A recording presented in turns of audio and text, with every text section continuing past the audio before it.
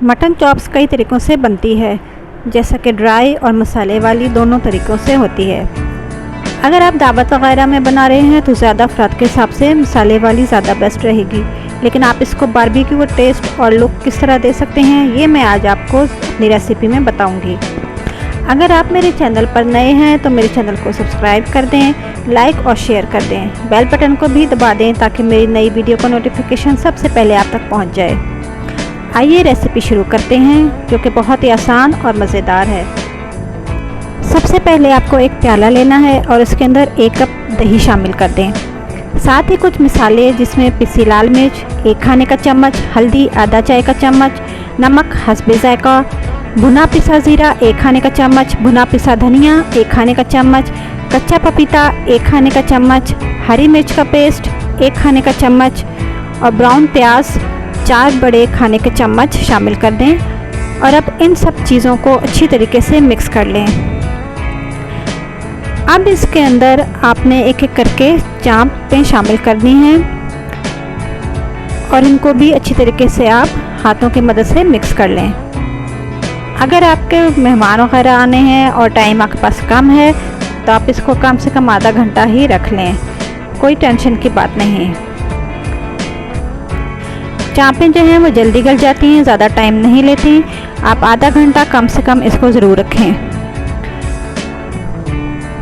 अब एक देगची में 4 खाने के चम्मच तेल के शामिल कर दें और साथ ही 1 चाय का चम्मच साबुत ज़ीरा डालकर थोड़ा भून लें। अब इसमें 2 खाने के चम्मच अदरक लहसुन का पेस्ट शामिल कर दें। इसे भूनें इतना कि इसका कच्चापन ख़त्म हो जाए, लेकिन इसे आपने ब्राउन नहीं करना। अब आपने 2 अदद बड़े साइज़ के टमाटर लेने हैं और इन्हें ब्लेंड कर लेना है, उनका पेस्ट बना लेना है। अगर टमाटर छोटे साइज़ के हैं तो आप 4 ले लें और इस पेस्ट को इसके अंदर शामिल कर दें। पेस्ट डालने के बाद आपने इसको इतना भूनना है कि तेल ऊपर आ जाए। चांपें मैरिनेट की थी, उन्हें भी हम देख लेते हैं। कम से कम आधा घंटा हो गया है। अब आपने एक कोयला लेना है और उसे अच्छे तरीके से गर्म करना है, इतना गर्म करना है कि कोयला देग जाए। अब इस कोयले को आपने कटोरी या रोटी का टुकड़ा या फिर फॉइल लेकर उसके ऊपर रख दें और इसे आप जो हमने मैरिनेट चांपें की थी उसके अंदर रखकर ऊपर से तेल डालें और ढक्कन ढककर रख दें। कम से कम 5 मिनट ज़रूर रखें। उसके बाद आप इसका ढक्कन हटाएं और जो हमने मसाला बनाया था टमाटर और अदरक लहसुन का, उस मसाले में ये मैरिनेट चांपें शामिल कर दें और ढक्कन ढककर पकने के लिए रख दें। इतनी देर आपने इन चांपों को पकाना है कि चांपें अच्छी तरीके से गल जाएं, लेकिन बीच बीच में आपने इसे हिलाते रहना है और देखते रहना है कि कहीं ये लग ना जाए। वैसे तो चांपें दही के पानी में ही गल जाती हैं, लेकिन अगर आपका गोश्त सख्त है और वो नहीं गला तो आप इस पॉइंट पर इसे थोड़ा सा पानी डालकर दोबारा ढक्कन ढककर गलने के लिए रख दें।